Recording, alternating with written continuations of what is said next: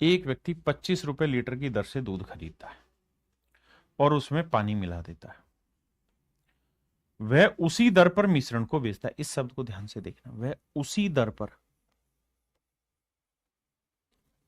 पर मिश्रण को बेच देता है, मतलब कोस्ट प्राइस पे ही मिश्रण बेच देता है, और इस तरीके से उसे 11.11% का प्रॉफिट होता है। तो बताइए प्रत्येक लीटर दूध में मिलाए गए पानी की मात्रा क्या होगी, यानी हर लीटर दूध में पानी कितना मिला रहे हैं। इंग्लिश में पढ़ते हैं। सवाल में कह रहे person by he sells the mixture at the same rate. Same rate मतलब जिस रेट में चीज खरीदी है उसी रेट में चीज बेच रहा है, और इस तरह मेरे प्यारे बच्चों 11.1111% का प्रॉफिट हो रहा है। इसकी फ्रैक्शन होती है 1/9, आपको याद है 1/9। 1/9 का मतलब ये हुआ मेरे प्यारे बच्चों कि प्योर मिल्क जो है उसका पार्ट 9 है, तो वाटर का पार्ट कितना होगा 1। बिल्कुल ठीक है। अब मुझे सवाल में ये कह रहा है find the amount of water added to each litre, कहता है हर लीटर दूध में कितना पानी मिलाया गया ये बताइए। तो मेरे प्यारे बच्चों सच बात यह है कि अगर 9 लीटर दूध लोगे ना तो पानी 1 लीटर मिलाना होगा।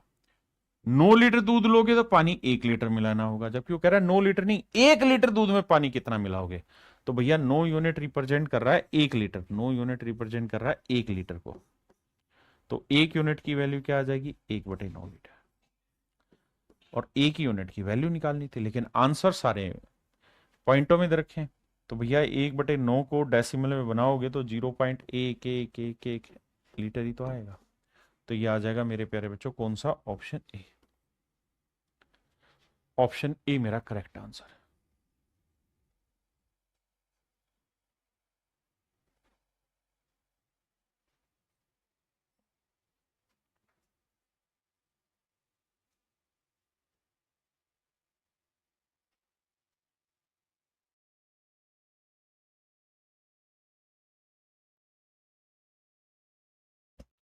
देखिए मेरे बच्चे सवाल में एक थोड़ी सी दिक्कत है। क्या दिक्कत है, लैंग्वेज वैसे पेपर में यही थी, लेकिन इसको और करेक्ट कराने की मैं कोशिश करूंगा लैंग्वेज को। वो ये कह रहा है कि भाई the price of pure milk is ₹3.60 पर लीटर, और कहता है 25 किलोग्राम प्योर मिल्क है। 25 किलोग्राम प्योर मिल्क है, pure milk 25 kilogram pure milk. Pure milk का रेट है ₹3.60। कहता है जी वो इसमें कुछ पानी मिलाना चाहता है, लेट से X रुपए लीटर पानी मिलाना चाह रहा है, तो पानी की कॉस्टिंग 0 है। तो ओवरऑल जो कॉस्टिंग बनेगी वो 25 गुना 3.60 ही बनेगी, 3.60 ही बनेगी, क्योंकि पानी की कोई कॉस्टिंग नहीं है। और कह रहा है वो पूरे मिश्रण को ₹3 लीटर में बेचता है। तो भाई 25 लीटर तो दूध था और X लीटर है पानी, तो मिश्रण इतना तैयार हो गया और इसको ₹3 लीटर के हिसाब से बेचना चाह रहा है। तो कह रहा है सवाल में ये बताइए, ये कहानी समझने के बाद हमें ये बताइए कि भाई उसका क्या पानी कितना मिला रहा होगा, लेकिन ये लैंग्वेज कंप्लीट नहीं है। जब भी ऐसा लिखा हो तो इसका मतलब ये मान लेना होगा हमें कि how much water did he added so he doesn't lose. कहता कितना पानी वो मिलाए ताकि उसको कोई हानि ना हो, तो उसने कितना पानी मिलाया ताकि उसे कोई हानि ना हो, ताकि उसे कोई हानि ना हो, ताकि उसे कोई हानि ना हो। कहता कितना पानी वो मिलाए ताकि उससे कोई हानि ना हो। ये लैंग्वेज में लिखा होना चाहिए, लेकिन लिखा नहीं था, पेपर में ऐसे ही सवाल था, तो इसका मतलब यही है कि ऐसा मान लेना। और ऐसा मान लेना तो इसका मतलब ये है कि जितना हमारा कॉस्ट हो उतना ही हमारा सेलिंग प्राइस भी हो। तो हमारा सेलिंग प्राइस है 25 जमा एक्स गुना 3, मैं शॉर्ट में भी समझाऊंगा, और कॉस्ट है भैया 25 गुना 3.6। तो देखो 3 से काटेंगे तो 1.2, 25 और 12 37 आया, नहीं 25 एकम 25, 25 दूनी 50, 30 आएगा। तो 25 जमा एक्स बराबर 30, तो एक्स की वैल्यू आई 5। इसका मतलब 5 लीटर पानी उसे मिलाना होगा, और 5 लीटर पानी मिलाना होगा। तो यही मेरे प्यारे बच्चों आपके सवाल का सही उत्तर है ना। लेकिन मैं कह रहा हूं ये लैंग्वेज कई बार कंप्लीट नहीं होती, आपको घबराना नहीं है। पेपर में कैसे टैकल करना चाहिए उस बात पे चर्चा करते हैं। भाई आपने एक चीज देखनी है, क्या कि भाई हमारा जो मिश्रण है उसकी कॉस्ट तो बैठेगी 3 रुपए 60 पैसे।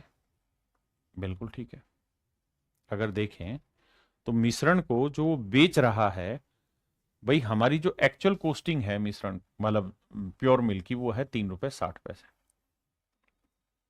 3 रुपए 60 पैसे पर लीटर। और जो सेलिंग प्राइस देगा वो देगा 3 रुपए पर लीटर। यानी हर लीटर इतने का खरीदा और इतने का बेचा, तो इससे तो हमें लॉस होगा।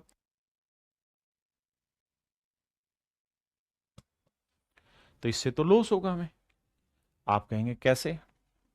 सर थोड़ा दिमाग दौड़ाओगे तो आपको पता चल जाएगा कि भाई 3.60 रुपए में चीज खरीद रहे हैं, 3 रुपए में बेच रहे हैं, तो 0.6 का 6 रुपये पर लीटर का लॉस हो रहा है। लेकिन सवाल में कह रहा है कि ही डजंट लूज, कि भाई उसे कोई नुकसान नहीं होना चाहिए। तो सर नुकसान तभी नहीं होगा जब ये जो लॉस हो रहा है हर लीटर पे, ये कहीं से रिकवर हो जाए। तो कहां से रिकवर होगा मेरे प्यारे बच्चों? तो भैया ये रिकवर होगा मेरे प्यारे बच्चों कहां से? तो आपका रिकवर होगा ये पानी से। तो मेरे बेटे पानी मिलावट ही है, तो मिलावट में क्या करते हैं, नीचे रखते हैं प्योर चीज और ऊपर रखते हैं मिलावट चीज। तो जो 0.6 का लॉस है ना, 0.6 यूनिट का जो लॉस है, ये मिश्रण कितने बेच रहे हैं हम? 3 पे। तो ये है मिल्क का प्राइस, और ये है मेरे प्यारे बच्चों पानी का। यानी पानी इतने लॉस को रिकवर करने लग रहा होगा। कुल मिला के बस इतनी बात आपको समझनी और कुछ नहीं समझना कि भाई इतना लॉस रिकवर करने लग रहा होगा। हाँ या ना?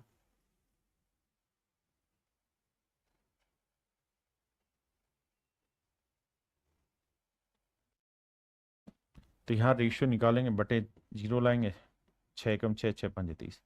इसका मतलब मिल्क 5 यूनिट यानी 25 लीटर है, तो 1 यूनिट 5 लीटर आया, तो पानी उसे मिलाना होगा 5 लीटर।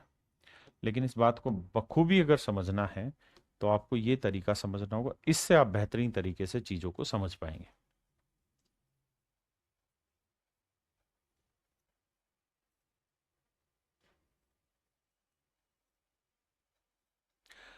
अगर आप इसे और अच्छे से जानना चाहते हैं तो आप ऐसे देखिए सवाल को कि सर एक बात बताइए,